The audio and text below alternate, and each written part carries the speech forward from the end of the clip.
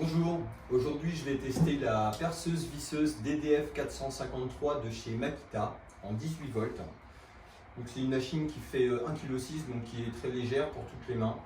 Elle fait 42 Newton de puissance. C'est une machine qui a 2 vitesses en fonction de ce que vous allez percer ou visser.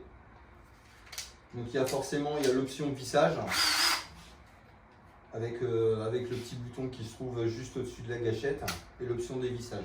Il y a un variateur au niveau de la gâchette en fait qui permet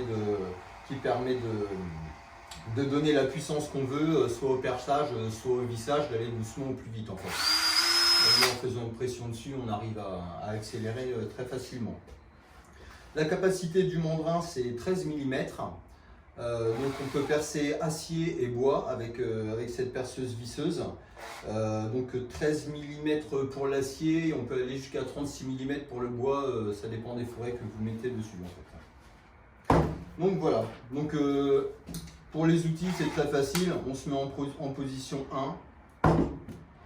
Voilà, on peut mettre le porte-outil directement dessus, le visser tranquillement. Donc aujourd'hui on va faire un test sur deux types de vis. Donc sur une 3,5 sur 40, ce qui est une petite vis, et une 5 sur 70 qui est déjà relativement plus grosse et qui va demander plus de puissance à la machine. Donc c'est pour ça que j'ai choisi ces deux vis pour vous montrer les capacités de celle-ci. On va visser dans du sapin. Donc sur la machine, il y a un réglage de couple, c'est assez important par rapport aux matériaux que l'on va usiner ou que l'on va percer en fait. Le couple, c'est un débrayage qui va permettre à la machine de s'arrêter pour pas que la vis aille trop loin dans le matériau. Par exemple, si c'est un placo, on va partir sur un couple qui va être relativement faible. Si c'est un matériau plus dur comme du bois ou du chêne, on va se mettre directement sur le couple numéro 16. Donc on va faire un test avec la plus petite des vis que j'ai apportée aujourd'hui.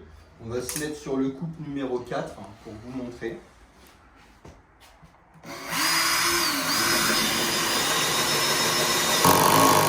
Et vous voyez le débrayage en fait, vous pouvez le régler soit pour noyer la vis, soit pour la laisser à fleur du matériau.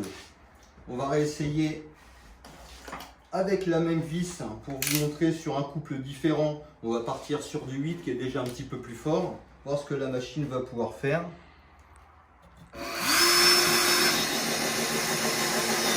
Et là vous voyez qu'on noie la vis sans problème.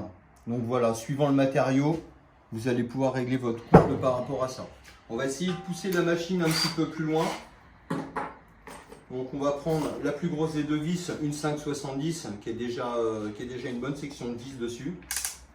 On va recommencer sur le couple 4 comme on avait pris pour la première des petites vis.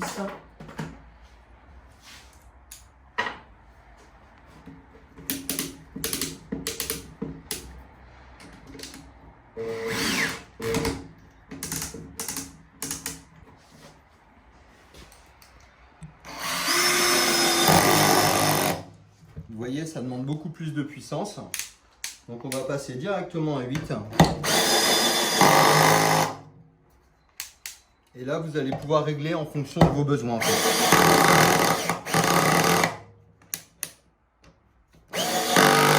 Vous voyez, à 12, je m'arrête ici.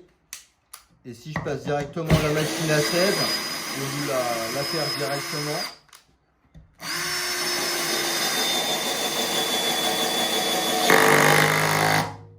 Voilà. Donc voici à quoi sert le couple en fait. Donc sur l'option perceuse, on va prendre un forêt bois.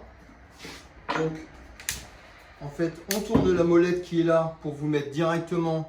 Il y a le petit insigne, de toute façon vous ne pouvez pas vous tromper. Donc sur l'option perceuse en fait il n'y a pas de débrayage.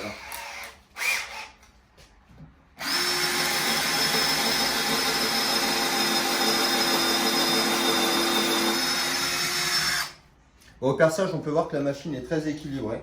C'est plutôt pas mal. Donc j'ai pas essayé sur le métal. Je vais pas essayer sur le métal aujourd'hui, mais déjà sur le bois, je suis très satisfait du résultat. C'est une machine.